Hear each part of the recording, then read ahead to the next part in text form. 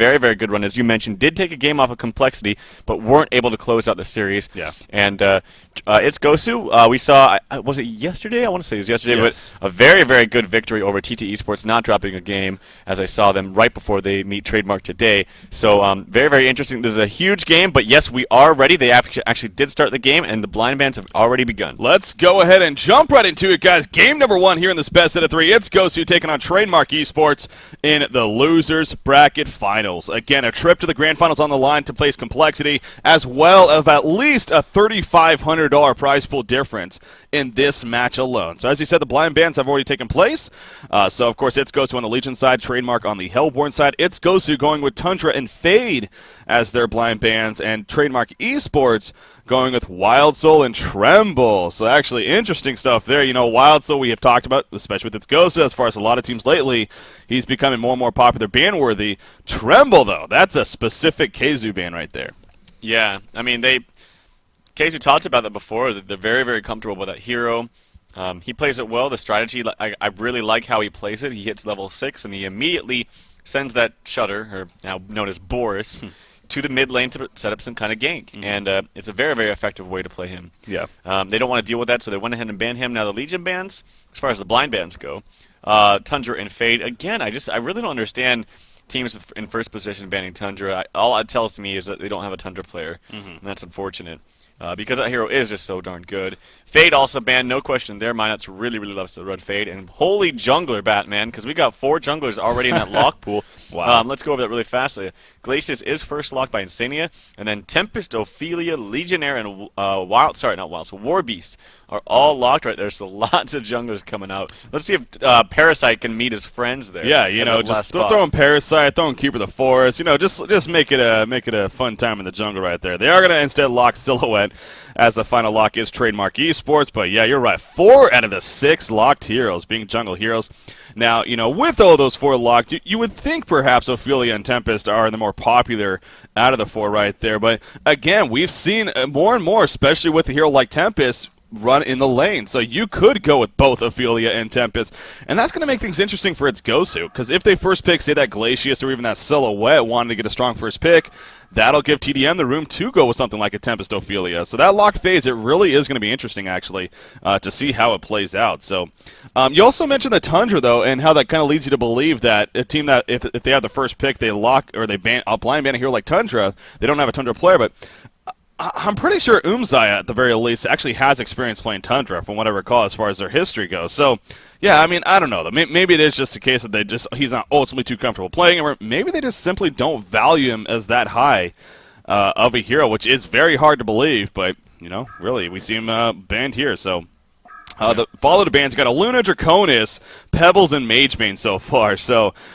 speaking of Draconis, as you might remember, Game 2 yesterday against TT Esports, oh my god, he just yet again took over, so no surprise to see tdM banning that Draconis there. Yeah, I mean, it just does so much damage in team fights, and he farms so quickly, so yeah, really no surprise there. Now I'm looking right now at Dark Lady.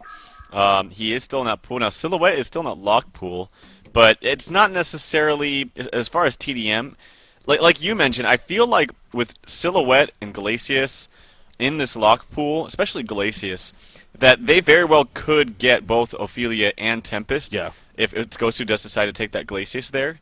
The supports are getting banned. Luna, Nymphora, now Plague Rider, she's more of a suicide, but Luna, specifically Luna and Nymphora are banned, so that kind of ups the value of Glacius. If that's the case, and if he gets first pick, then yes, Ophelia and Tempest could go to tdM. So you got to think that Dark Lady is kind of a priority pick if I'm looking at that situation right there. Yeah, I agree with you there. I mean, again, that lockpick phase is definitely going to be interesting here to see where those heroes, specifically Tempest and Ophelia, end up when it comes down to it. But it's Ghost now with their first pick. You talked about Luna and Nymphora being banned. I mean, that kind of next tier, you could even think Plague Rider, he's even banned. Then you got maybe your Empath. We've seen a lot of her lately. And it goes from there. So we'll see. Jerizaiah is actually not banned either. He made it through the banning phase. That actually doesn't happen too often. So we'll see if Jerizaiah has some value here as far as being a regular pick for either one of these teams. But Bubbles is going to be the first pick for its Gosu. And obviously Bubbles, it's hard to debate with a hero, first pick hero like that. So yeah, Bubbles is just an all-around great hero. But I'm specifically also looking at the Dark Lady because NoobG played him so well, specifically against Complexity. I mean, if you look at his recent games, at 10-1-5 Dark Lady, and it wasn't even like he was farming all game and just kind of didn't actively help his team. He was the most active one on that team That's and right, still yeah. had like 600 GPM. And so I was really impressed by NoobG's play, specifically on that Dark Lady that game. And so that's why I'm kind of eyeballing that right there. But yeah, Bubbles picked up by Itsukosu, very, very strong, extremely versatile. Most likely going to see him in that suicide role, but could also go mid. Could also go bottom if they do decide to go like a man-up tri-lane with an Ophelia in the long lane, something like that. But we'll see what ultimately happens. Yeah, definitely some choices here, and as you can see, extra time is being used by both teams so far. I mean, again, both of these teams, it's safe to say that they respect one another, definitely. As you mentioned, I mean, they've gone against each other twice recently in very important matchups. Obviously, that It's Gosu finals, as you talked about, and then, of course, in the winners bracket semifinals here. So they know each other's play style. Now, Trademark Esports, there you go. Polywalk Priest and Dark Liddy are the pickups there, so you kind of talked about that a little bit. But Trademark Esports, also a quick note, again, they are coming off a break yesterday where It's Gosu, of course, they played. So Trademark Esports kind of got to kind of relax a little bit, waiting to see who do we play today. And, of course, it ended up being It's Gosu. But, yeah, seeing that Dark Lady pickup, again, not a huge surprise coming out from Trademark Esports. Yeah, I like that. And then Polywog on top of that. Limp actually plays a very, very good Polywog. I know it's sometimes Minuts plays him, but I really think that role is better suited for Limp. I think he does a little bit better job there. But yeah, Dark Lady, I mean, I just love that Dark Lady pick. I don't think teams...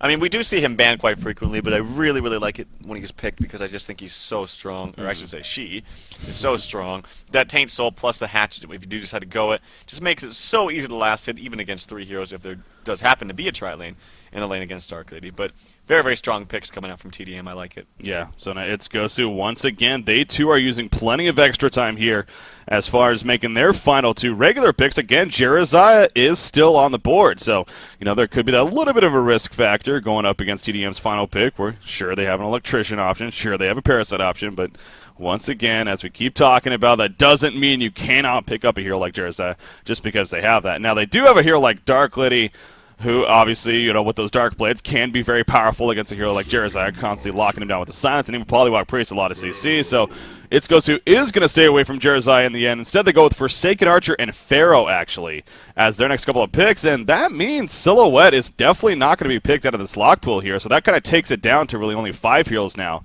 as far as being options here for between these two teams, so. Yeah, and the way that tdM has to pick right now is they basically need to pick a support. They can't bank on getting that Glacius. So if they do that, yeah, there you go. That's probably going to be a Demented Shaman support, as with Polywog showing on the board. If I'm actually It's Gosu, I don't even know if I want to pick Glacius here. Might even be smarter to pick, say, Ophelia, just because. But oh, sorry, I scratched that. I don't want you don't want to pick Ophelia into a Glacius, so that might not be the strongest thing. So maybe Glacius is probably the best pick here. With that Forsaken Archer, we've seen it time and time again. It's very, very strong. And then they can choose, actually. They have a number of junglers to choose from. It's just a matter of which is going to be best suited against what tdM picks. Well, again, God, it is so difficult. They have 3 seconds left. Are they going to go Glacius? No, they go Tempest, actually, as their pick. You got to think Ophelia Glacius here is actually a pretty strong possibility, because that could actually open the door. They could run a solo Demented Shaman, then Glacius Dark Lady support, or obviously dual lane, and then Ophelia, of course, in the jungle. So that could actually be a very, very powerful dual heroes here if they so choose to do that. But again, they're going to spend a little bit of time. Might as well take your time if you have it as far as making the decision. But yeah, I mean, that's you were saying maybe Glacius, maybe Ophelia, but then it got you thinking against the Glacius, it might not be the best. Exactly. Sure enough, they go Glacius, Ophelia. So now It's Ghost. So we're either going to see Legionnaire Warbeast here.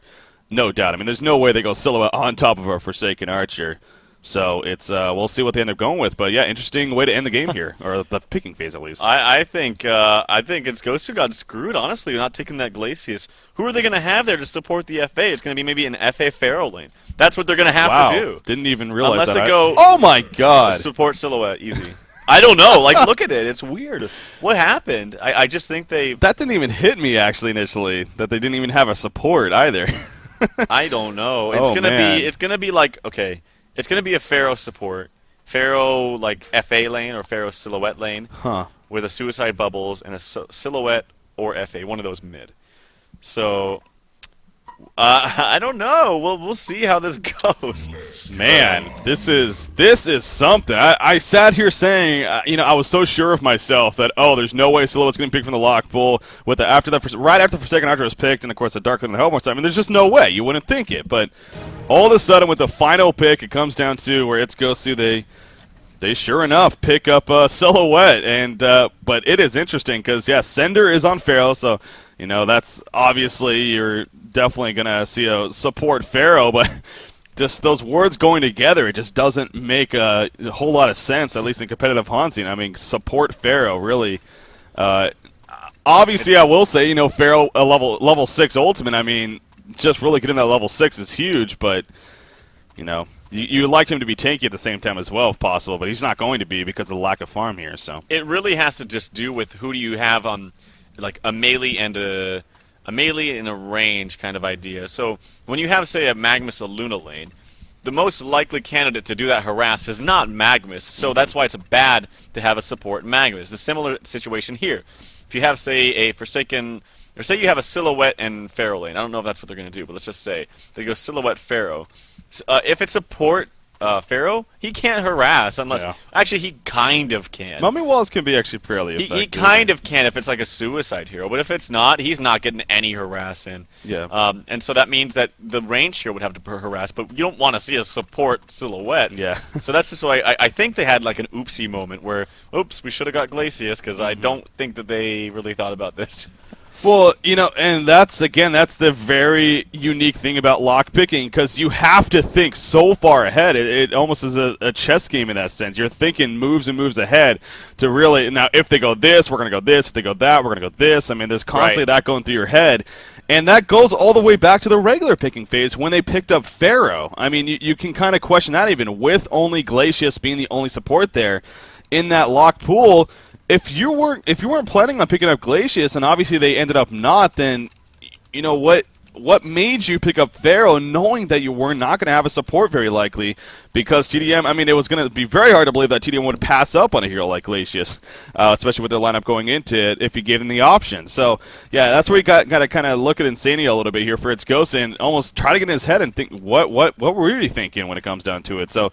But, in the end, you play the match, obviously. The picking stage is just one portion of the game, so not to harp on it too much, because by all means, maybe they could just prove us completely wrong, and they're going to play the greatest support Pharaoh ever, and he'll just do the greatest things ever, and their team will just be a stomp here. But, again, it is a very long run, and obviously we're bringing up some good reasons why perhaps, at least you specifically, as why...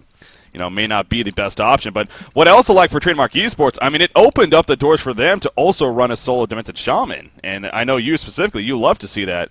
Because if they were not able to get Glacius, they very likely would have ran a support Demented Shaman here. Right. I love farm slash solo Demented Shaman. I just think it's so strong. And even then, I wouldn't put it past them to actually even lane Glacius, Demented Shaman, and Ophelia. All in a pseudo tri-lane. I wouldn't put it past them at all, because you still have double range. You got you got heal. You have slows and snares, and then the RNG factor from a good creep from Ophelia, and then having a solo Dark Lady top against what's presumably a suicide Bubbles. I'm not for sure, but yeah. I mean, I love the draft right now from tdM. It's Gosu, not so much. Also, I didn't want to put it past them, but it could maybe be a support Bubbles, but it's not. I'm looking at his gold and things that were purchased so far, and it's not going to be a suicide bubble or support Bubbles. So. Well, you see, he still actually hasn't bought anything. Okay, there we go. The 4 minor totems and the trees, and then probably the guardian ring here. Yep, he's going top. There you go. So to eventually make that ring a teacher, as you said, very likely going to go top. But look at this 5-man gang squad coming out here from Trademark Esports. They want to get this Fortisite down, and well, they're going to be successful with it. The Legion team not even remotely attempting to defend it, and maybe that has something to do with their lineup a little bit. They just don't feel like it would even be possible. So this is no doubt going to be warded down here in the camp, as well as a ward aside to spot the rune. So obviously that's going to be some great map control to start things off here for Trademark Esports, where on the other hand, it's Gosu not even looking to do any of that themselves. In fact, Pharaoh's the one with both wards, and he is here in the Legion jungle. So, but we are going to see that pseudo-tri-lane, pseudo-aggressive tri-lane coming out here from Trademark Esports. Dark Lady, Glacius as well as Ophelia in the Legion jungle, excuse me. They're going to be going up against this great Pharaoh Forsaken Archer lane. So, yeah, this is going to be really interesting to see how this turns out here at the bottom lane. I think it's safe to say, though, that our Dark Lady should actually have a fairly good time down here. Yeah, I mean, well, that's the thing is, I actually think it would have even been better, though it seems weird, but to have Demented Shaman laning down here with Glacius, because Dark Lady would do just fine against Bubbles. Now, at the same time, Demented Shaman should really, really crush Bubbles. Actually, no, it's Silhouette up top, so they did a little bit of switching. That's smart by them, but still, Demented Shaman's so strong in that solo role, I still definitely give him the favor, or her the favor in this case. God damn, all avatars. Darn this whole, I can't tell what sex they are type deal. Yeah. Oh, we see right here. I mean, Forsaken Archer pushes up a little bit, and she gets Ice Imprisonment and auto attacks to follow. So obviously, who's that playing Glacius? Pablo McDad here is doing a fantastic job right off the bat as far as harassment goes, as he should be doing. Now, Pharaoh was able to pull this camp, so they actually chose not to ward the camp until the first spawn happened. I found that very interesting. Maybe it's because they wanted to get Ophelia a chance to get a creep from there. She ended up not, but she's going to come on over, actually, and actually steal some of this farm. So it's in the end may work out a little bit better for Fane, actually, on that Ophelia. So perhaps that was a thinking, why they at least wanted to let the first spawn go through. But still a very interesting decision there. But yeah, so at this bottom lane, it seems like the control definitely in favor of our Hellborn side. And you see the Minotaur already on Ophelia. Obviously, she's been exposed, though, so no sneak attack going to be coming in. But, you know, as long as the lane stays where it is for now, then KSU should be able to manage at least a couple of creep kills here. But you got to figure it's going to start going in more and more in favor of Trademark Esports now, especially since they can't pull there. Yeah, it will push. They got double Archer now. And, yeah, very interesting pull there coming out. I don't know quite about that, but Fane actually playing this Ophelia is going to farm this hard camp here, probably take this Vagabond leader, and a ward actually, quite defensive ward placed by Sender. Normally we see this up a little bit higher, but he wants to make sure that he does not get it countered. Some rune coming out. It is top. It's an invis. That's a huge rune, actually. Tempest might be able to get a gank off that. At the bottom lane, actually. Glacius is going to fall right here. Bloodlust kill going to come out in favor of its Gosu. And how about that? Pharaoh showing off the power of a support Pharaoh right there. Catching Glacius on the mummy wall, using the Hellfire, and on top of the crippling volley. There really was nothing Dark Lady could do, obviously, and then Glacius just nothing that he could have done. So that was just actually great positioning and a good catch there from Sender on Pharaoh. So, again, completely unexpected, but hey, Bloodlust kill coming out in favor of the bottom lane for its Gosu. Why is Ophelia not helping? I understand that there's a ward here, but there's no reason to not even just sit here and prevent the two heroes from even coming into the lane.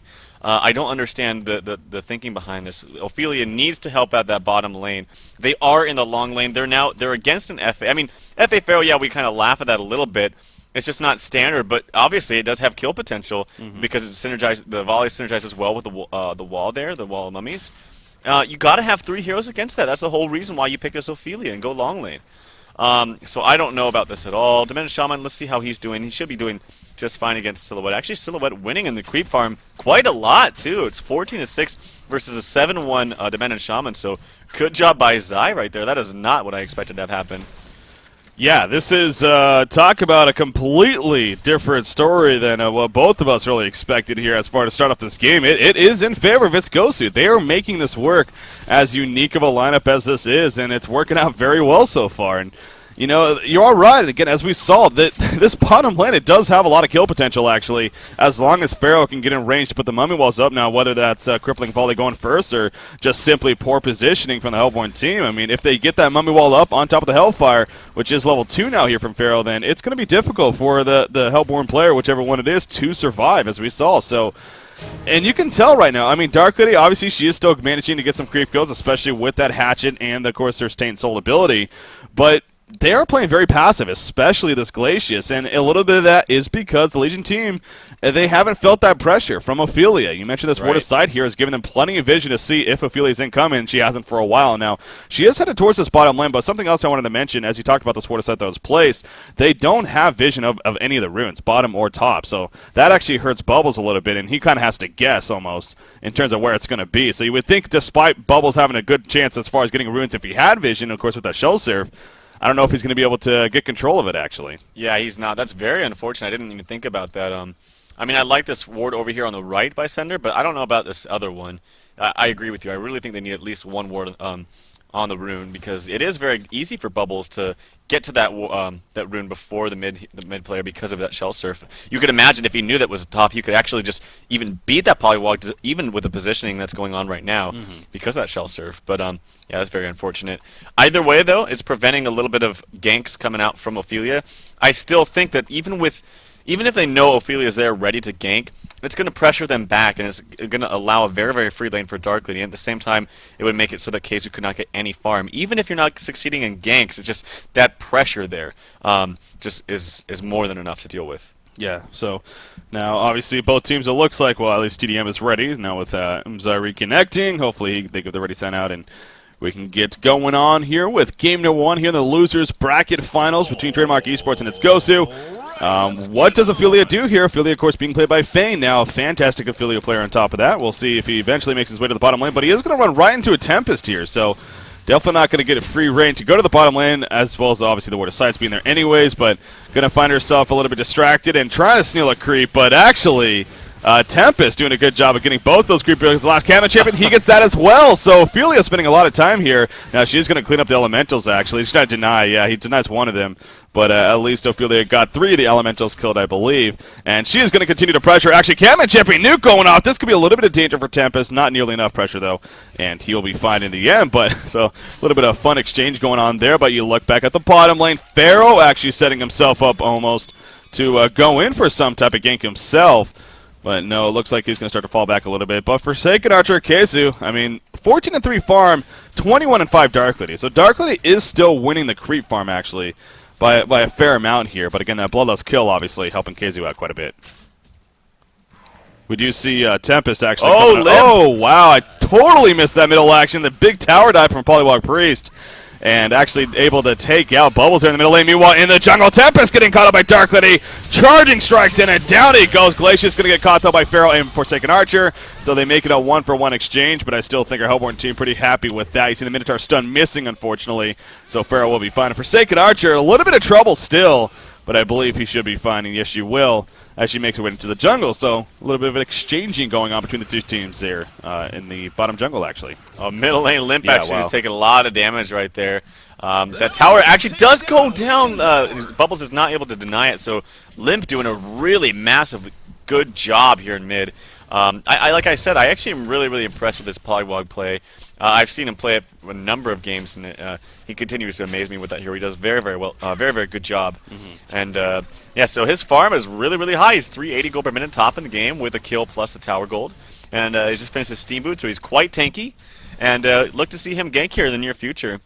Yeah, obviously in level 7. I mean, where is he porting, actually? Looks like back to the middle lane. Set something up here. They are going to try to set something up. As you mentioned, though, Bubbles is here by himself. They got Ophelia with a Minotaur. Minotaur doesn't have any mana, though, so yeah, that would be kind of not really too successful as far as a follow-up stun, at least, so probably not worth the go. And the wards aren't even up from Polywog Priest, so I don't see how they would actually be able to kill Bubbles here without one of those two. Now we see a Hex coming in, so at least Polywog Priest applying a lot of pressure here. But Polywog honestly needs to be careful. Kelfield's going to come out. There's a tongue tied, actually. Ophelia is running over. She does have a full mana Minotaur, but look at that. The invisible rune was used by Bubbles that he had bottled up, and so he will end up surviving in the end. So it ends up working out. I mean, you can maybe question a little bit with Limp right there, going a little bit too early. But hey, it worked out in the end for Bubbles, so that's the good news for him. And he's just going to kind of regen. But you mentioned, though, Limp here on Polywog Priest, he is the top farmer in the game by actually quite a bit. 370 gold per minute. Fantastic start here for him. But you look at that, both Silhouette and Forsaken Archer over here for our Legion side are actually managing some pretty solid farm. And that could be pretty scary here for the Hellborn team with both of them doing fairly well. Yeah, I mean, Silhouette's doing a really good job here in the top lane. 40-10 to 24-3 on Demented Shaman. Actually, coming bottom, no, just a little bit of harass on both sides. But yeah, I did not expect that. I mean, Demented Shaman is a very, very strong solo hero. And you can really actually apply a lot of pressure with just spamming that Entangle once it hits even level 2. It does a lot of damage. You couple that with some auto attacks, and you can really harass people out of the lane, even if it is a Silhouette. Silhouette does go early Ghost Marchers. It's been learning from Noob G, actually. I don't see very many Silhouettes go Ghost Marchers, but it does apply a lot of pressure in the lane specifically. Yeah. But I think the real key thing for tdM here is I just haven't seen any effective ganking or roaming, successful ganking roaming coming out from this Ophelia. I mean, she's just kind of been in the jungle doing her own thing, walking back and forth, but at the same time hasn't really been farming. She's not even level 5. Compare that to Tempest, who's actually level 6 and has a very, very good farm right now. Yeah. So actually, Bubbles gets ward trapped right here and will go down to Limp. So Limp is doing exactly what he needs to. He's not keeping those wards on cooldown, being very liberal with his spells. Good job. Yeah, 411 gold per minute. I mean, he is just shooting up there as far as his successful gold per minute right now. Silhouette here at the top lane, and Tango's going to come a nice tree grapple right there. Will Zai make the escape? It looks like he will. Oh, well, look at Limp actually coming from the flank out of nowhere, going past the tower and takes out Silhouette. Man, Limp is just playing out of his mind this game. 2-0-1, 410 gold per minute, and no doubt a huge reason why you could safely say tdM actually has an early lead now here going on in this game. Now, the top tower also going to be aggressively pushed, obviously with the Catman and the Minotaur here from Ophelia, Demented Shaman. This is actually a very good chance that it's actually going to fall unless we see some ports coming in quickly here from our Legion side.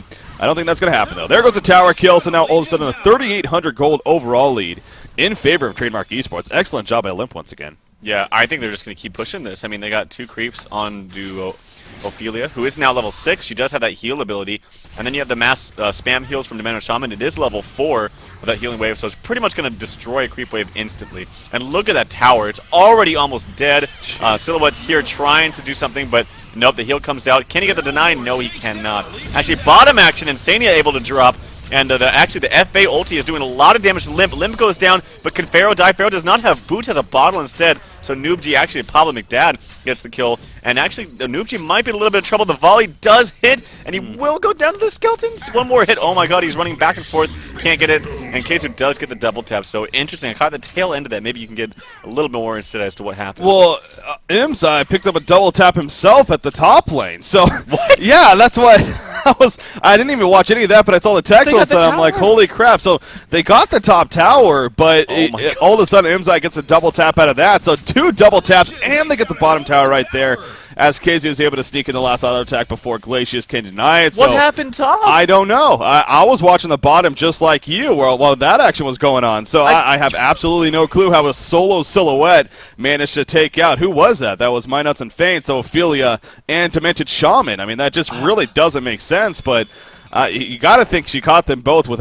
very little mana at the very least, but still. Well, they pushed the tower already. Yeah. I mean, the tower was dead. It's not like she has a portal key. Yeah, that's. Did she have assist? Did he have assistance? Okay. No. Did he? Bubbles was there with assistance. Oh, okay. That makes a lot more sense. It wasn't there with My Nuts. Yeah, Xibby but was there for at least one kill. Yeah, okay. Okay, yeah. So, again, we're trying to just completely guess here, obviously. I mean, 2 things happening at once. It's too hard. Yeah. I mean, I'm not the greatest cameraman, I'm free to admit, but come on, guys. I can't be in 2 places at once. But, yeah, that is very interesting, though. But, again, with the whole picture, it's Gosu. Quite a swing there for them. But you do look at the overall gold, and especially with that tower push obviously still happening, it still is in favor here of Trademark Esports, 2,600. And Dark Lady, so we've been a little bit quiet about her. We've been talking about Silhouette and Forsaken Archer and their success for the Legion team. Dark Lady, she does finish her Ghost Marches right there, as well as already having the Sustainer on top of that. So once again, typical Noob G here, going the Ghost Marchers and actually farming some Ancients right now. It's farming 320 gold per minute. Against some pretty solid farm herself. And Demented Shaman, again, especially because of that tower pushing, he's actually up to about 330 GPM. So this is a very interesting game right now. It's kind of hard to tell which team is actually in the lead. I mean, I really think it's just actually kind of an even game here. I know, it is interesting. Silhouette going Ghost Marchers, and then actually come out in the mid. The Ward Trap does come on to Bubbles, but Bubbles' Kelpfield is used as well. Bubbles will fall to a lot of damage coming out. Glacial Downpour is actually doing a lot of damage. He hadn't died yet, but Silhouette, he will fall, but Silhouette dies to My Nuts, who actually picks up the last hit there. So, good exchange. I think tdM definitely came out on top. That Glacial Downpour actually did a lot of damage. Yeah, that was a good job by Pablo McDad there to at least get that off. And again, obviously dying, but hey, play the sacrificial land roll. No problem with that. Yeah. You got a lot of damage off, as you said, and definitely set up that kill at least onto, I believe that was Bubbles, actually, and then eventually Silhouette, actually, is what it was. So you got locked down after that. So yeah, very well played in the end for Trademark Esports. Now, Darkly, she was chasing the Tempest in the background, but Tempest was able to barely get away herself. So, kind of calming things down a little bit. Now we're coming up to the 13-minute mark. Let's take a closer look at some overall items that have been picked up. You see Tempest actually choosing to go the Striders route. And not too often you see Striders actually on Tempest. Usually it's either the Steam Boots or even something like Plated Greaves, but going the Striders route on top of the Ring of Sorcery. Now we do see Pharaoh initiates on a Polywalk Priest here in the middle lane, but absolutely no follow-up. I mean, it's almost as if you went a little bit too early right there.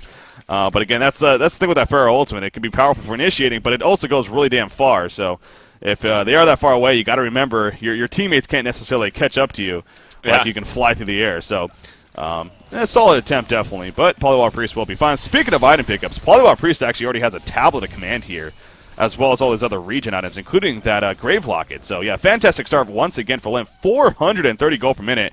It just continues to get better and better here. And he's level 11, by the way. Yeah, I know. He's doing a lot for his team right now.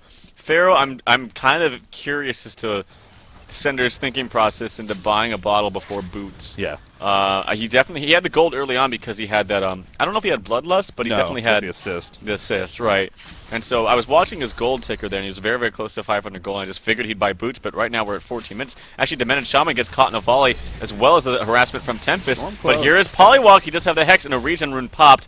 I think that Pharaoh ult is actually still down from the mid. And at the top lane, I missed that there's action just everywhere on the map, but Zai does fall to Noob G, actually, so good kill for Dark Lady. Yeah, you know, it's funny you say that, because over these last couple of days, we have had some down matches in terms of at least kills. Again, it's not that they haven't been entertaining, but they haven't been most aggressive play. But this game, we're already looking at a 9-7 hero kill advantage, and we're only 14.5 minutes in. So clearly an aggressive game that's being played between these two teams. I was wondering a little bit, but you mentioned Silhouette could have picked up. But yeah, Demented Shaman, he wasn't using that Storm Cloud. It seemed like he had plenty of time to use it to try to help get away. In the end, it didn't matter. But it's one of those cases that's actually a fairly short cooldown, only 40-second cooldown. You might as well use it in cases like that. But it's going to be fine anyway. So Minus continues to farm now.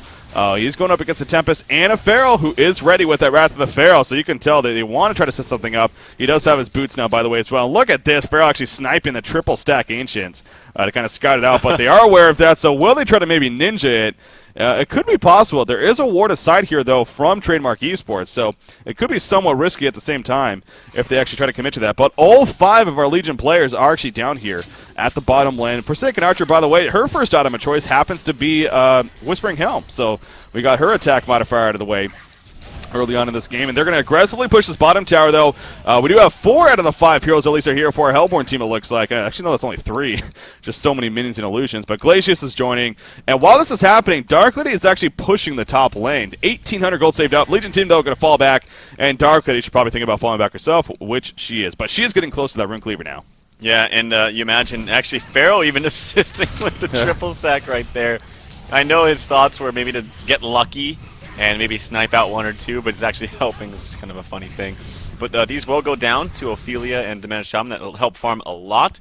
And as things slowly go on this game, we have actually had a decent amount of action, 16 kills in 16 minutes. Yeah. So averaging a kill a minute, that's not bad. But Dark Lady looking in a very, very good spot. That Rune Cleaver is very close to being purchased. It's got about 1,900 gold there, so not too far away. And it's a very, very good minute considering they actually died a couple times in the bottom lane there at the start. So Noob G, yet again, doing a very good job, especially though this game is limp, is doing a fantastic job. Keeping that gold per minute so high at 400 gold per minute. He's doing things very, very well. That push book is very, very good. Actually, bottom lane, the wards come out onto Insania, good ward trap, but it's the response coming out from Pharaoh, heal coming out from Ophelia, and oh my god, that's just too strong, too much for its Ghostu to handle, and Limp gets the double tap. Now, Bubbles was over here. He did have a kelp field ready to go, but choosing not to use it, I mean, I can't blame him. Really, probably wouldn't have done anything, but at the same time, you can question a little bit why perhaps he wasn't looking to assist too much right there. But Bubbles is kind of still sticking around a little bit, trying to maybe scout things out. But in the end, obviously, the Hellborn team, 4 players are here. They're going to aggressively push this bottom tower, and that is going to be destroyed. And vulnerability will be used, actually, so delaying it. Oh my god, that's a port coming, and that better be canceled. Okay, yeah, that would have been absolutely silly. I believe that was actually Pharaoh was trying to port in. No, he's still off cooldown, but somebody was. Maybe it was Tempest, but whoever it was, they canceled it anyways, and for good reason, because they would have been dead if they chose to go through. So was it Forsaken? Yeah. Okay, so very good thing then that it's Gosu, or I guess specifically Keizu, chose not to. So right now, Trademark Esports, they do have actually a lead once again, and quite a hefty lead actually. 9,500 goal lead, 4,800 experience lead, and big items are starting to be picked up. Rune Cleaver, wow, he actually has had enough gold for Rune Cleaver for a while now. He did this yesterday too, I did believe. Was it? No, it was someone yesterday had the gold to buy a Rune Cleaver, and it was just sitting on the courier, but he wasn't delivering it to himself. I think it was Noob G. It might have been Noob G with Dark Lady. Yeah, that might have been against Complexity. Yeah. I think that might have been against Complexity where they were doing triple stacked Ancients even, and he didn't get it. Yeah, I definitely remember that point. But so yeah, maybe okay. There we go though. The double broadsword purchase. So Now he has that, but also a portal key on Polywog Priest. He got a tablet, another tablet of command on Demented Shaman, Astrolabe on Ophelia. So this is now looking like a very strong team now over here on Trademark Esports side. Yeah, and the one thing I didn't address too is the double heal coming out from Ophelia and Demented Shaman. You put the Astrolabe on top of that, they're going to have so much sustainability in team fights. It's amazing. And the push books are extremely good against, well, a lot of the heroes there. The Tempest. And I do say that push book is sometimes it's not that smart to get against bubbles, but it doesn't matter this game. Bottom, what am I seeing here? Did the wards come out? The ward trap is actually on to Forsaken Archer. Pharaoh looking to maybe hook. He misses the hook. I don't even know if he wanted to actually connect. I think he would have just died immediately. That would have been very risky. Yeah. So kind of interesting play there. The wards are down and unfortunately wasted, but keeping pressure in this top lane while Dark Lady gets some more farm. You see, speaking of another, I had to pick up Portal Key on Silhouette here, so she's able to be pretty mobile. And then also Portal Key on Bubbles. So yeah, we're definitely getting to that more of a, still in the fairly early game stage, but kind of advancing to that mid game stage now, and obviously we're seeing some bigger and better items picked up as a result. Look at Demented Shaman. As soon as Silhouette stepped up right there, in fact, she still may be in a little bit of trouble. No, he's not. Nice tree grab out the last second, so he'll survive, but Demented Shaman did a great job. Started with the Entangle, which is level 4, so obviously a good amount of damage, and also that stun after the mini stun initially, and nearly took down Silhouette to at least half life. So very well played. Bubbles portal keys in, but no Kelfield there. Interesting choice, and now Bubbles in a little bit of trouble. Cover of Darkness comes out. Tempest is running up. Are we going to see a Tempest ultimate? No, we're not just yet. The minions are trying to fall back now from Ophelia. Dark Lady waiting for the right opportunity as she's off to the side. She does have her charging strikes up. Will she go in? Polywog Priest. That's a huge electric ult right there. There goes Dark Lady. She cleans up all the elementals. Actually from Tempest, and the minions are trapping Silhouette right now. Polywog Priest jumps in. He's trying to finish off Silhouette. The tongue tag comes out, locking him down. The Minotaur's beating on him, and no, the poor pack. Oh no, that was actually the Ophelia nuke right there. It does take out Silhouette. Tempest also gets cut out before doing anything himself. So 3 players are dead just like that, and everyone is still alive on Trademark Esports. Definitely, though, that heal potentials he talked about.